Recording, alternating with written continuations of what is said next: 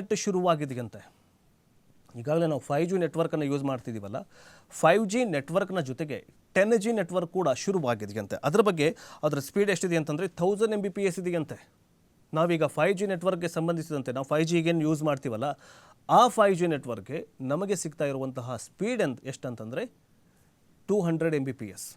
200 Mbps ಅಲ್ಲಿ 1000 Mbps ಅಲ್ಲಿ ನಾವಿನ್ನೂ 200 Mbps ಸ್ಪೀಡಲ್ಲೇ ಇದ್ದೀವಿ. ಚೀನಾ ಈಗ 1000 Mbps ಸ್ಪೀಡ್ಗೆ ಹೋಗಿದೆ.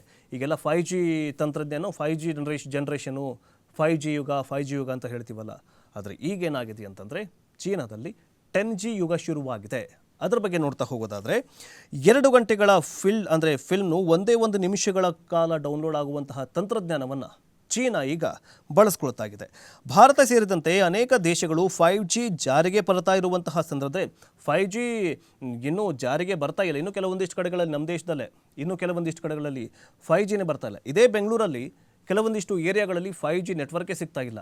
ಅಂಥ ಒಂದು ಪರಿಸ್ಥಿತಿಯಲ್ಲಿ ಈಗ ಚೀನಾದ 10G ಬ್ರ್ಯಾಂಡ್ ನೆಟ್ವರ್ಕನ್ನು ಪರಿಚಯಿಸಲಾಗಿದೆ.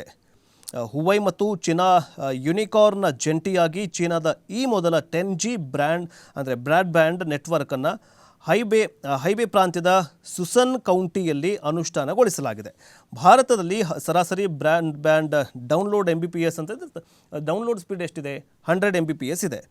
ಆದರೆ ಚೀನಾದಲ್ಲಿ 1000 Mbps ವೇಗದ ಬ್ರಾಡ್ಬ್ಯಾಂಡನ್ನು ಪರಿಚಯಿಸುವ ಮೂಲಕ ಇಂಟರ್ನೆಟ್ ಮೂಲಸೌಕರ್ಯ ಕ್ಷೇತ್ರದಲ್ಲಿ ಆ ದೇಶ ಅಂದರೆ ಚೀನಾ ದೇಶ ಬಹುದೊಡ್ಡ ಸಾಧನೆಯನ್ನು ಮಾಡಿದೆ.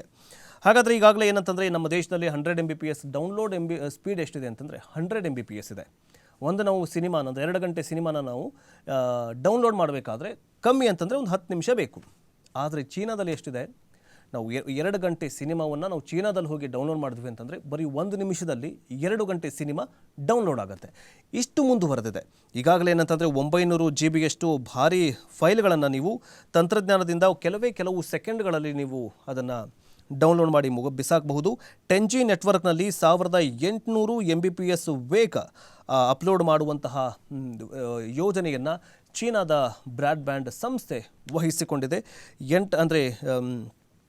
8K ವಿಡಿಯೋ ಸ್ಟ್ರೀಮಿಂಗ್, ಕೆಲವೊಂದಿಷ್ಟು 8K ವಿಡಿಯೋಸ್ ಇರ್ತಾವಲ್ಲ, ಹೈ ಡೆಫಿನೇಷನ್ ವಿಡಿಯೋಗಳನ್ನೆಲ್ಲ ಚಿಟಿಕೆ ಹೊಡೆಯೋದ್ರಲ್ಲಿ ನಾವು ಅದನ್ನು ಡೌನ್ಲೋಡ್ ಮಾಡ್ಕೊಳ್ಬಹುದು ಅಂತ ಚೀನಾ ಹೇಳಿದೆ. ನೋಡಿ, ಚೀನಾದಲ್ಲಿ 10G ಯುಗ ಶುರುವಾಯಿತು.